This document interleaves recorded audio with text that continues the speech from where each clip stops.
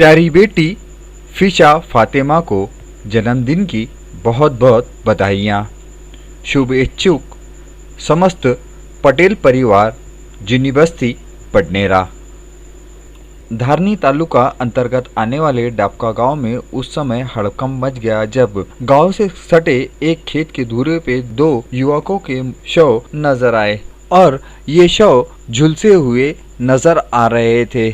मरने वाले युवकों की पहचान डाबका निवासी दारा सिंह मोती जांबेकर उम्र 28 वर्ष और राम सिंह मोती जांबेकर उम्र 32 वर्ष के रूप में हुई है। सूत्रों से मिली जानकारी के अनुसार ये दोनों ही सगे भाई है और इनके मौत के संदर्भ में ऐसा अनुमान लगाया जा रहा है कि बिजली के तारों का करंट लगने के चलते इन दोनों भाइयों की मौत हुई है, लेकिन खबर पड़े जाने तक मौत के संदर्भ में पुष्टि होना बाकी थी। इस संदर्भ में धारनी पुलिस को सूचना दी गई तो धारनी पुलिस का दल तुरंत ही घटना स्थल पर पहुंचा और धारनी पुलिस के दल ने इस मामले में अपनी कार्रवाई शुरू कर दी थी, लेकिन इस दुखदपूर्ण घटना के चलते संपूर्ण डाबका गांव में शोक की लहर दौड़ गई, क्योंकि एक ही घर के दो चिराग एक ही वक्त में बुझ गए। वैसे भी इन दिनों खेत खलिहानों में काफी ज्यादा हरियाली रहती है और इन हरियाली के चलते जंगल के जानवर अक्सर खेतों में फसलों को खाने के लिए आते रहते हैं, जिसके चलते धारनी संभाग में अधिकतर क्षेत्रों में बिजली के तार लगा कर रखे जाते हैं ताकि जानवर फसलों को नुकसान न पहुंचाए।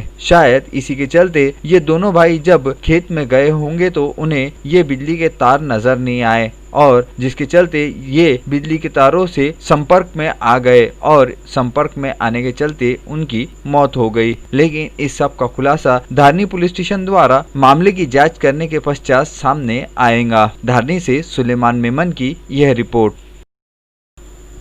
युवा लॉयंस ग्रुप के पदाधिकारी एवं सुजय यादव शारदा नगर निवासी नई बस्ती बडनेरा के एसटी डिपो में संतोष चौहान के साथ में पैसे की मांगनी करते हुए नजर आए। घटनाक्रम इस प्रकार से है कि बीते 2 वर्ष पहले संतोष चौहान, जो कि बडनेरा राज्य परिवहन में कंडक्टर की नौकरी करता है, पुरानी जान पहचान के आधार पर संतोष चौहान और उसके साथी शिरसाट ने मिलकर सुजय यादव को ऊंचे सपने दिखाए कि उसे सेलटेक्स विभाग में अच्छे पद पर नौकरी लगा देंगे और उसके परिवार को विश्वास में लेने के पश्चात उसके पिता से 10 लाख रुपए 2 टप्पों में कर नकद लेकर हड़प कर बैठ गए थे और सुजय को ये धमकी दी गई थी कि यदि पुलिस स्टेशन में शिकायत की तो तेरे पैसे नहीं मिलेंगे। सुजय यादव समय बीतने के पश्चात संतोष चौहान से बार पैसे की मांगनी कर रहा था और संतोष चौहान सुजय यादव को हर बार देता हूँ कहकर चलता कर दे रहा था। इस संदर्भ में आखिर सुजय यादव ने अपने मित्र युवा लायंस के सभी पदाधिकारियों को लेकर बडनेरा राज्य परिवहन बस कार्यालय में पहुंचा और युवा लायंस के सभी पदाधिकारियों ने मिलकर संतोष चौहान से सुजय यादव के पैसे की मांग की। जब युवा लायंस ग्रुप को भी ऐसा लगा कि संतोष चौहान पैसे नहीं दे रहा है तो इस पर सुजय यादव के सहमति से सबने मिलकर बडनेरा पुलिस स्टेशन का रुख किया और बडनेरा पुलिस स्टेशन में सुजय यादव ने संतोष चौहान एवं शिरसाट के खिलाफ 8 लाख रुपए के धोखाधड़ी के संदर्भ में शिकायत दर्ज कराई। बडनेरा पुलिस स्टेशन के सह पुलिस निरीक्षक कामड़े से जानते हैं इस संदर्भ में जानकारी। सुजय यादव करके फिर्यादी है, उसने कल कंप्लेंट दी कि एक संतोष चौहान करके आरोपी है, उसने उसको नौकरी लगा देता ऐसा झूठा आमिर दिया और उससे उसके पिताजी से 10 लाख रुपए लिए और उससे में से 2 लाख रिटर्न कर दिए। ऐसा 8 लाख का फ्रॉड था। उसमें जैसे 2 लोगों के आरोपी के नाम बताए उस पे हमको डॉक्यूमेंट्री एविडेंस मिले, उस हिसाब से हमने 2 आरोपी को अटक किया है और कोर्ट ने उनका पीसीआर मंजूर किया है 1 तारीख तक का। तो इसमें आरोपियों का समावेश और जांच में बढ़ सकता है कि सब केवल 2 ही आरोपी है उसमें? तो तपास का भाग है, तपास में अगर निष्पन्न होगा तो आरोपी बढ़ सकते हैं। तपास का भाग है, जैसे पुरावे मिलते वैसे समझ हो जाएंगे। आरोपियों को कितने दिन का पीसीआर दिया गया?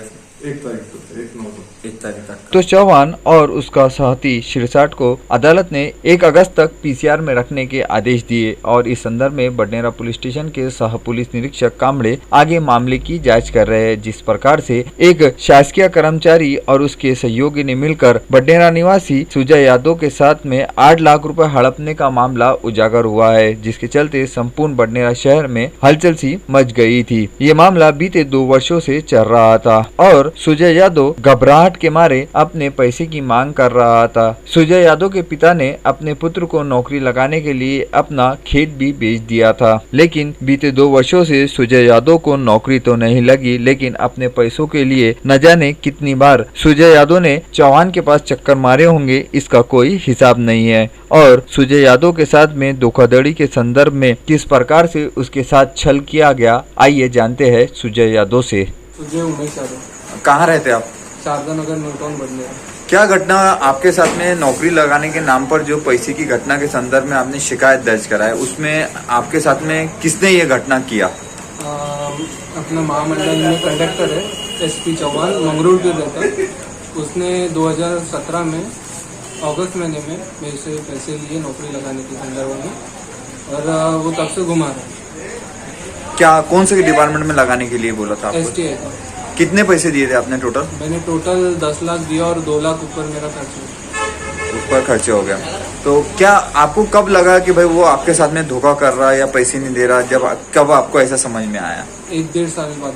1-1.5 साल बाद में? 1-1.5 साल तो घुमाया, और उसके बाद में भी अभी भी यही बोलते थे देते करके, पर अभी पुलिस में। कितने लोग थे उसमें आपके साथ में, उसके साथ में? वो टोटल 5-6 लोगों के 5-6 लोगों की गए।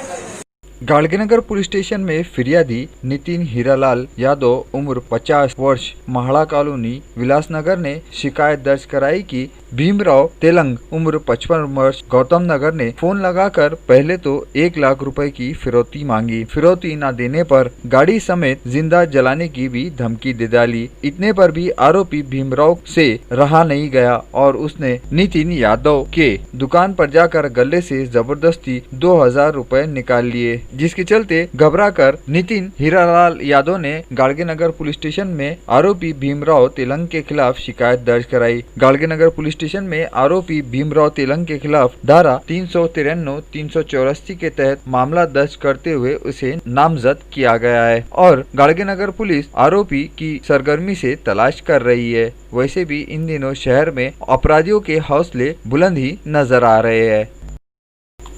पुलगांव में नागपुर औरंगाबाद एक्सप्रेस हाईवे पर आष्टी चेक पोस्ट के पास मालवाहक ट्रक क्रमांक CG04 MN 9688 ने मोटरसाइकिल को जोरदार टक्कर मार दी। इस दुर्घटना में मोटरसाइकिल पर सवार होकर एक बच्चा सहित 3 लोग अमरावती की ओर जा रहे थे। आगे चल रही मोटरसाइकिल को पीछे से आ रहे ट्रक ने अपनी चपेट में ले लिया, जिसमें एक बच्चा गंभीर रूप से घायल हो गया। घायल बच्चे को तुरंत इलाज के लिए वर्धा अस्पताल में भेजा गया, जबकि पुलिस चेक पोस्ट परिसर में सड़क पर बने गड्ढों के चलते आए दिन इस क्षेत्र में दुर्घटनाएं घटित हो रही है।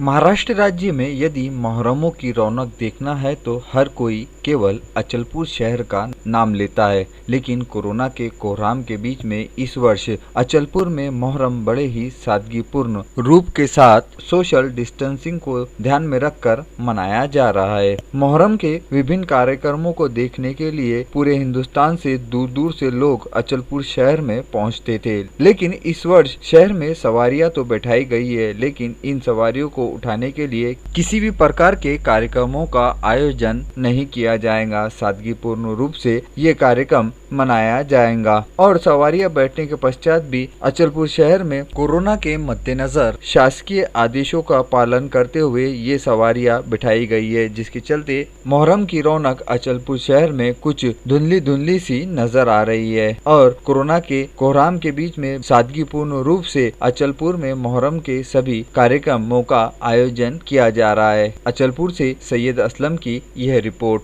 मुहर्रम हर साल की तरह इस साल भी अकीदतमंदी के साथ मनाया जा रहा है, मगर महामारी कोरोना की वजह से अभी डिस्टेंस और मास्क का इस्तेमाल करके, ख़ास तौर से उसको ये महामारी बीमारी की वजह से डिस्टेंस का ख्याल करते हुए मुहर्रम तो उसी तर्ज से मनाया जा रहा है। और लोगों से एक निवेदन है कि आप लोग भी कोई भी प्रोग्राम्स के लिए दूरी रखें, डिस्टेंस मेंटेन करें, मास्क का इस्तेमाल करें।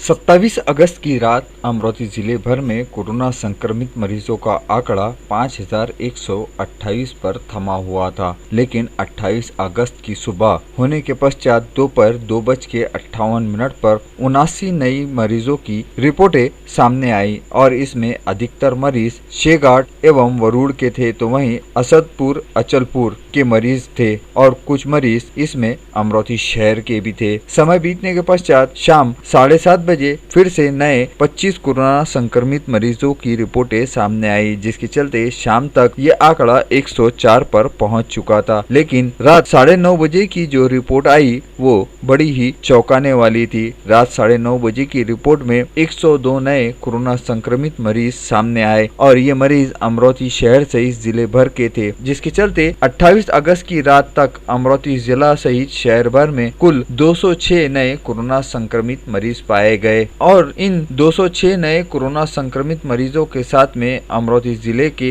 कोरोना संक्रमित मरीजों का आंकड़ा 5334 पर पहुंच चुका है। कोरोना संक्रमण से मरने वाले मरीजों का आंकड़ा 27 अगस्त तक 122 पर था, लेकिन 28 अगस्त की रात तक सिराला का 1, सावरनी का 1, अचलपुर के 2 एवं अमरोती जेल क्वार्टर के 1 ऐसे कुल 5 कोरोना संक्रमित मरीजों की मौत हुई, जिसके चलते 28 अगस्त की रात तक कोरोना संक्रमित मरीजों का आंकड़ा 127 पर पहुंच चुका है। कोरोना संक्रमण से अपना इलाज करवाने वाले मरीजों का आंकड़ा 1291 पर पहुंच चुका है। इनमें 889 मरीज सुपर स्पेशलिटी अस्पताल में अपना इलाज करा रहे हैं, तो वहीं 17 मरीजों को नागपुर इलाज के लिए रवाना किया गया है। 385 मरीज होम क्वारंटाइन रहकर अपना इलाज करवा रहे हैं। इन सभी के बीच में अब तक कोरोना संक्रमण से लड़ाई लड़कर जीत पाने वालों का आंकड़ा 3916 पर पहुंच चुका है। लेकिन 28 अगस्त का दिन अमरोती शहर से ही जिले भर वासियों के लिए बड़ा चिंता भरा रहा होगा। जिस रफ्तार से 206 कोरोना संक्रमित मरीज मिले हैं वो एक गंभीर चेतावनी के संकेत दे रहे हैं कि कोरोना संक्रमण अब नियंत्रण से बाहर होता हुआ नजर आ रहा है। यदि अब भी नागरिक कोरोना संक्रमण पर अंकुश लगाने हेतु चेहरों पर मास्क लगाना, समय समय पर सैनिटाइजर से अपने हाथों को धोना एवं सोशल डिस्टेंसिंग बनाए रखना, इन सब बातों को गंभीरता पूर्वक नहीं लेंगे तो वो दिन दूर नहीं है कि अमरोती शहर से जिले भर में ये आंकड़ा डबल होता हुआ दिखाई देगा। नागरिकों से आह्वान किया जाता है कि बढ़ते कोरोना संक्रमण पर अंकुश लगाने हेतु शासन प्रशासन की मदद करे। 28 अगस्त की रात 12 बजे तक अमरोती शहर से जिले भर में 206 नए कोरोना संक्रमित मरीजों के मिलने के चलते अमरोती जिले भर में कोरोना संक्रमित मरीजों का आंकड़ा 5334 पर पहुंच चुका है।